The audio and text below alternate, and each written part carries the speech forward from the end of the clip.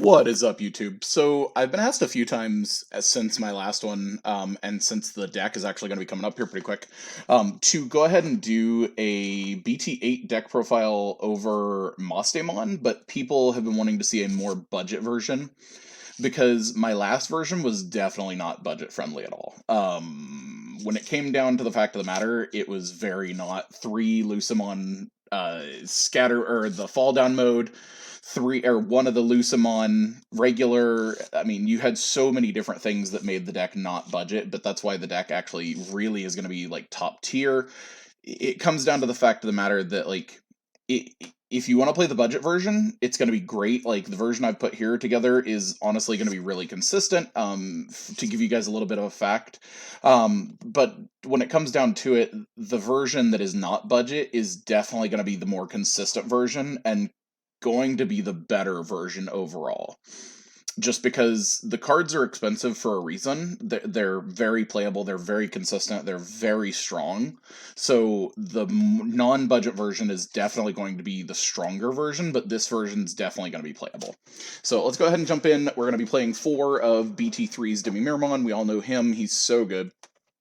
Then we have one of the new BT8 Digimon. During your turn, once per turn, when this card is trash, when a card is trashed from your deck, draw one. It's a great card. 4 Tapermon, we all know what he does. 3 Elecmon. Elecmon's still going to be really good going into the next few formats because of things like Salamon to get them off the table, to get rid of a bunch of different things for level 3 options. It's going to be really, really good still. Then we have 4 of the new Wizardmon. He's a 2-cost level 4. He's yellow and purple, so he can trigger different option cards. He's just really good for the new stuff. Then you have 4 of the new Gatomon from the starter deck. On play, reveal top 3. You can add a purple and a yellow Digimon card among them to your hand, return them. And then when this Digimon digivolves into a Digimon with Archangel or Fallen Angel, reduce the Digivolution by 2, which is great, because most of the time you're going to want to Evo into Lady Devimon, because the Anjouamon here doesn't have an on-Digivolve effect. So being able to Digivolve from Gatomon into Lady Devimon for a 1-cost, or this Lady Devimon for a 1-cost, is really, really strong. Then you have an end of turn, you can Digivolve it with another Digimon. That is why you play so many of the Gatomon, is to force the DNA Digivolution. Then you have 3 of the draw, Lady Devimon. This card is insane. We all know what she does. She's not as expensive as she used to be. This is not a correct price. I believe they're going off the alt art, the new, what is it? Sorry guys, I can't think of what it is. I think it's TP4 that it comes out of. That's what I think they're going off of price. I think these are like $3 a piece now for rares. That's nowhere near as bad as what they were for a while. Then you have 2 of the new starter deck Lady Devimon. You can discard a card from your hand on Digivolve, reveal top 3 cards, add a yellow and a purple Archangel or Fallen Angel from your hand, from them to your hand, return them. Then all of your yellow Digimon gain Retaliation, which makes her really, really strong, especially underneath like Ophanimon or Mastemon. Mastemon having Retaliation or Ophanimon is nuts. Or even just like your Salamon, your Gatomons, your Wizardmons, Magnanjamon, all of them having Retaliation's dumb. Then you're playing 3 of these. Yes, I don't know where they get their prices. I guess TCG Player, but these are not 15 anymore. I've seen them as low as like 10 a piece, which is definitely still more budget. But if you guys are really looking for heavy budget and not looking to spend that much even on something like this, I would definitely say playing like the EX1 Magnanjamon is really not bad, because when you trash a card from your hand, you get to, or off the top of the deck, I can't remember off the top of my head, I'm sorry guys, you get to gain a memory, which could continue your turn. Things like that are really, really good for a different Magnanjamon, but this one is definitely the most optimal to play. You have 3 of the new Anjouamon on play. When your opponent's Digimon gets security -2, definitely can help against the red matchup, which yellow a lot of times has a much more favorable matchup against red anyway. When red's checking so much, this is a really good card. Then when you have a purple Digimon in play, it gains security attack +1 as a source, which is really good. So since we're looking at more budget, we're definitely going to be playing 2 of the new Ophanimon Fall Down mode. It comes out of BT8. They're going to be only a super rare, so they're only going to be like $2 or $3 piece, maybe 4 or 5 at most, which is really not bad. You can ignore the Digivolving from Ophanimon. We're not playing any regular Ophanimon. But when you Digivolve, if it has a purple Digivolution card, delete one of your opponent's level 4 or lower. If this card has a yellow, trigger Recovery 1. Which is really good because most of the time leading up to these, you're going to have like Wizardmon, Gatomon, MagnaAngemon, things like that, building up into your Ophanimon, and so you're going to get both of these effects. It's really, really good. Ophanimon is nuts. Then on deletion, play 1 purple or yellow level 4 or lower Digimon from your trash without paying its memory cost. Which, level 4 or lower purple, you can go ahead, or yellow, you can play the Gatomon, Digivolve into Lady Devimon, and continue going off. It's really dumb for recursion.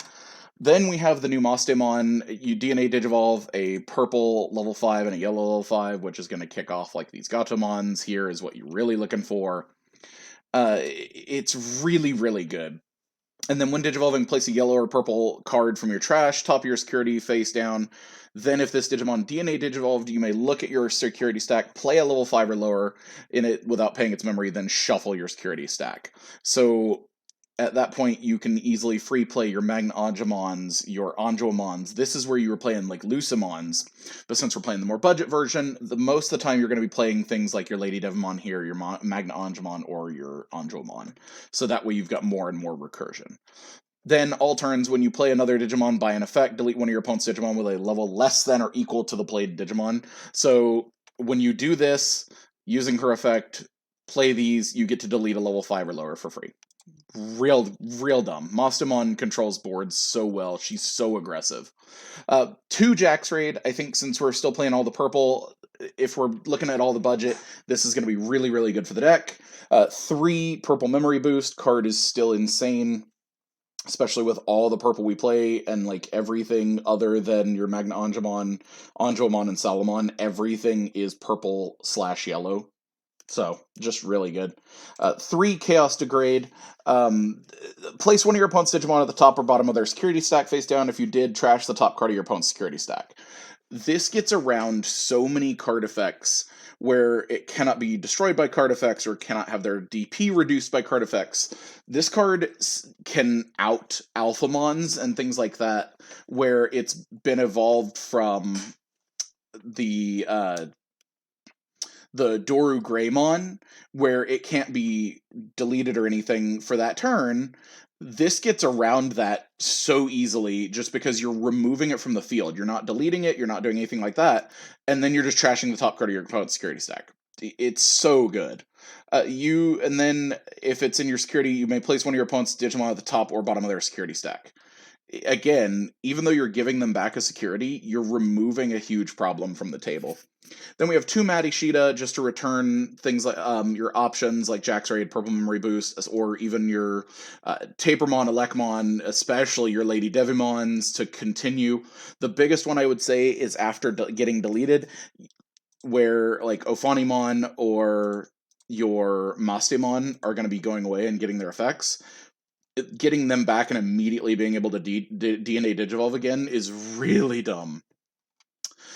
Because you could easily have Ophanimon get deleted while you have Angemon on the table, use Ophanimon's effect, get back Gatomon, Evo her into Lady Devimon, and then at the end of your turn, if that passed, or even if it didn't pass, you immediately Evo into your Mastemon and continue. It's really dumb.